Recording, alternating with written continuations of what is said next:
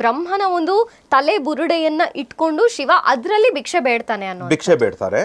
ಅದಾದ್ಮೇಲೆ ವಾರಣಾಸಿಯಲ್ಲಿ ಎಲ್ಲಿ ಇವಾಗ ಏನ್ ನಾವು ಕಾಶಿ ಅಂತ ಕರಿತೀವಿ ಅಲ್ಲಿ ನಿಲ್ಲಬೇಕು ಅಂತ ಒಂದು ಇದಾಗುತ್ತೆ, ಏನಂತೀವಿ ಸ್ಥಾಪನೆ. ಎಕ್ಸಾಕ್ಟ್ಲಿ ನೀವು ಹೇಳ್ತಿದ್ದಾಗೆ ಶಿವ ಭಿಕ್ಷೆ ಬೇಡೋದಕ್ಕೆ ಆರಂಭ ಮಾಡಿದ್ದು ಈ ಒಂದು ಪ್ರಾಯಶ್ಚಿತಕ್ಕೆ. ಅಂದ್ರೆ ಬ್ರಹ್ಮನ ತಲೆಯನ್ನ ನಾನು ಕಡ್ದಿದ್ದೀನಿ, ಈ ಪ್ರಾಯಶ್ಚಿತಕ್ಕೋಸ್ಕರ ಶಿವ ಭಿಕ್ಷೆ ಬೇಡಕ್ಕೆ ಶುರು ಮಾಡ್ತಾನೆ. ಹೌದು ಹೌದು. ಸೊ ಆ ಬ್ರಹ್ಮಹತ್ಯೆ ಏನಂತೀವಿ ತೊಳ್ಕೊಳ್ಳೋದಿಕ್ಕೋಸ್ಕರ ಅವನು ಭಿಕ್ಷಾಟನೆ ಮಾಡ್ತಾನೆ. ಜೊತೆಗೆ ಆ ಕಪಾಲ ಬಂದು ಬೇರೆ ಪುರಾಣ ಅಥವಾ ಬೇರೆ ಹೇಳಿರೋ ಪ್ರಕಾರ ಅದು ಅಲ್ಲೇ ಕಳೆದೋಗುತ್ತೆ ಅಥವಾ ಹೊಡೆದೋಗುತ್ತೆ ಅಂತ ಇದೆ. ಅಲ್ಲ, ಆ ಕಪಾಲ ಅರುಣಾಚಲೇಶ್ವರ ತಿರುವಣ್ಣಾಮಲೆಯಲ್ಲಿ ಬಂದಿಲ್ಲತ್ತೆ.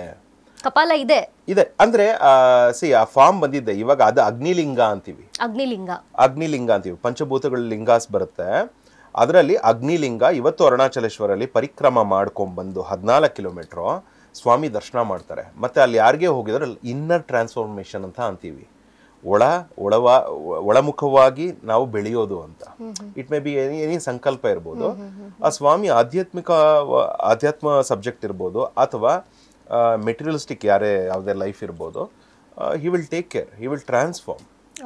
ರಜನಿಕಾಂತ್ ಕೂಡ ಅದನ್ನ ದಕ್ಷಿಣ ಕಾಶಿ ಅಂತ ಹೇಳ್ತಾರೆ, ಯಾಕಂದ್ರೆ ಅವರು ಅನುಭವ ಪಡೆದಿದ್ದಾರೆ. ದಕ್ಷಿಣ ಕಾಶಿ ಬಂದು ಅರುಣಾಚಲೇಶ್ವರ. ಇವತ್ತು ಸ್ಥಳ ಮಹಿಮೆ ಇದೆ.